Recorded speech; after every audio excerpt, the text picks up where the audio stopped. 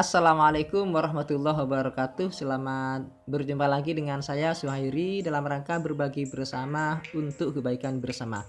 Nah, penonton, pada saat ini saya akan meresensi sebuah film atau mereview sebuah film, yaitu film yang akhir-akhir ini sangat viral di media sosial, yaitu judulnya Tilik. Film ini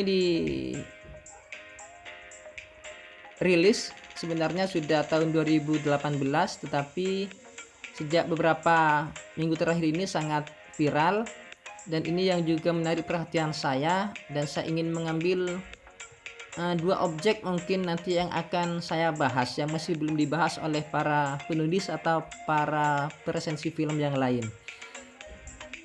Film ini pemerannya diantaranya ada Bu Tejo yang diperankan oleh Siti Fauziah, kemudian ada Yuning yang diperankan oleh Briliana Desi, kemudian ada Putri yang diperankan oleh Angelina Rizky, ada Yusam yang diperankan oleh Diah Mulani, dan ada Dian yang diperankan oleh Luli Kisrani.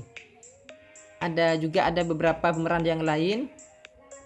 Yang saya lihat di film itu yang menarik yaitu bagaimana sekelompok ibu-ibu itu mau tili atau mau menjenguk Bu Lurah yang sedang sakit di rumah sakit. Nah, kelompok ibu-ibu ini selama dalam perjalanan mereka menggunjing atau membicarakan sosok Dian atau tokoh Dian yang notabene masih putri dari Bu Lurah. Pembahasan mereka itu tentang seputar tokoh Dian, yang mana menurut Bu Tejo Dian ini sering bareng dengan lelaki, bahkan dikabarkan hamil. Kemudian juga senang pergi ke mall bersama om-om.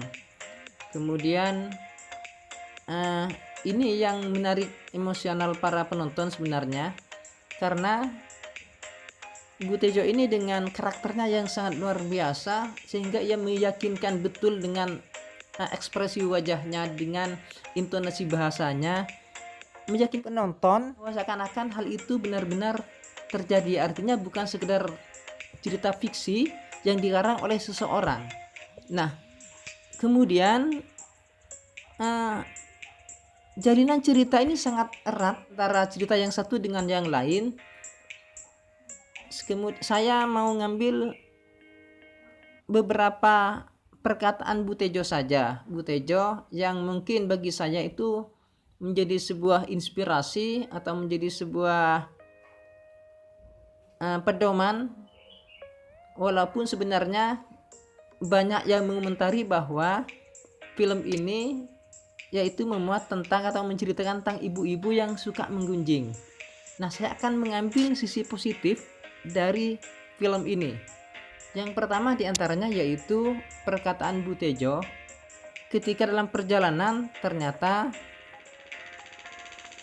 kendaraan itu di stop oleh polisi karena mengangkut orang. Sebagaimana kita ketahui bahwa kendaraan seperti itu, truk itu tidak boleh mengangkut orang tapi harus mengangkut barang. Nah, karena waktu terdesak, maka dipakailah truk itu untuk mengangkut orang. Ketika berjalan dalam perjalanan truk itu, kemudian ada aba-aba dari sang supir dari Gotrek itu untuk klakson dia, kemudian para penumpangnya nanti duduk semua agar tidak terlihat dari luar ketika ada polisi misalnya. Namun ketika ada percakapan yang sangat serius antara Bu Tejo dengan Yuning itu, sehingga walaupun kode klakson dari Gotrek itu mereka tidak memperhatikan antara Bu Tejo dengan Yuning, mereka tetap berdiskusi tentang Dian, sedangkan yang lain sudah duduk semua, tidak kelihatan. Nah, polisi lalu menghentikan kendaraan itu, sehingga Gotrek walaupun sudah menyodorkan STNK dengan surat yang lain, mungkin dengan SIM, tapi itu sudah dianggap melanggar karena mengangkut orang. Nah, ini yang menarik. Dari atas truk itu, Bu Tejo itu dengan suara lantang menyampaikan kepada polisi yang ingin menilang Gotre itu,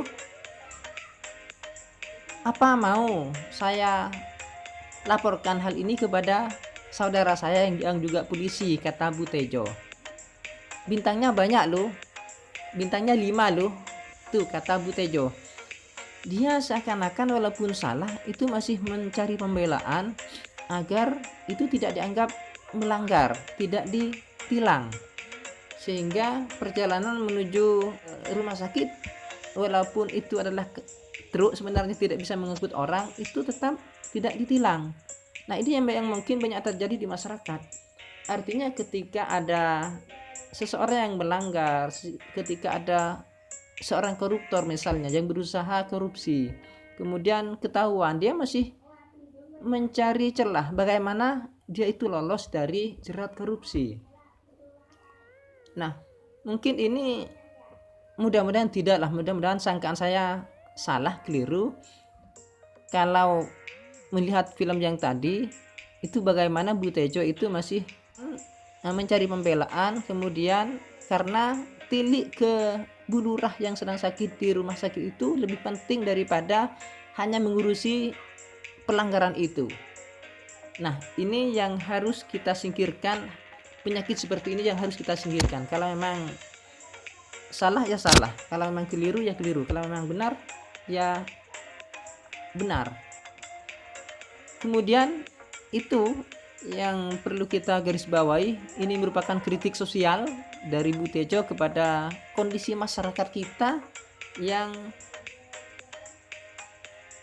masih seperti itu.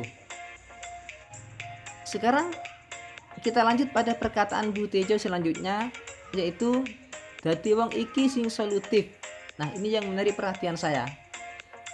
Jadi orang itu harus solutif, artinya ketika ada permasalahan maka orang itu harus memiliki jalan alternatif, jalan memiliki solusi yang bisa keluar dari masalah. Artinya tadi, tetapi hal seperti itu jangan sampai solusi yang dipilih itu merupakan solusi yang salah. Misalnya tadi ketika Bu Tejo, ketika rombongan itu dihentikan oleh polisi dan mau ditilang, itu ibu-ibu semuanya turun, tidak terima kalau mereka itu ditilang.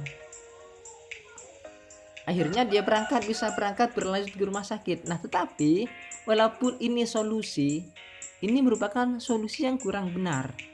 Artinya kita bisa menggunakan perkataan Bu Tejo itu, dadi wong iki sing solutif.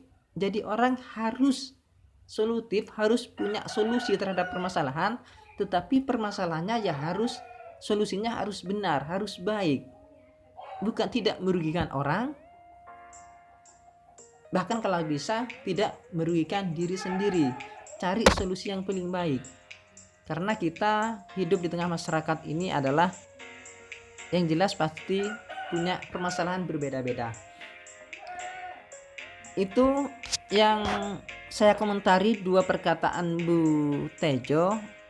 Kalau dari jalinan kisah antara satu dengan yang lain, saya yakin ini menurut saya luar biasa.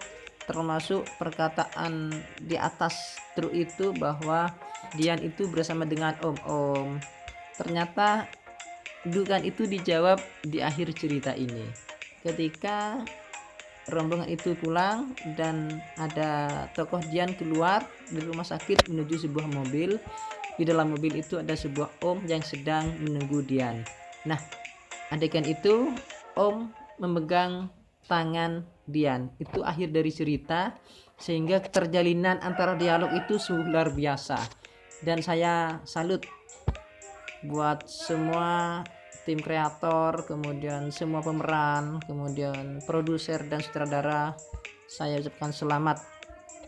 Anda semua bisa mencuri perhatian masyarakat yang sekarang, apalagi masyarakat sedang haus hiburan sejak pandemi COVID-19 ini. Banyak televisi yang tayang ulang, sinetron tayang ulang, kemudian bioskop tidak bisa nonton.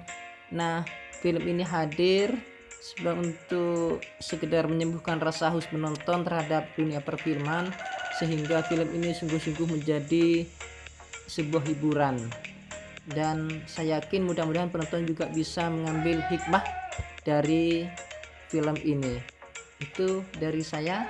Terima kasih Anda telah menonton. Assalamualaikum warahmatullahi wabarakatuh.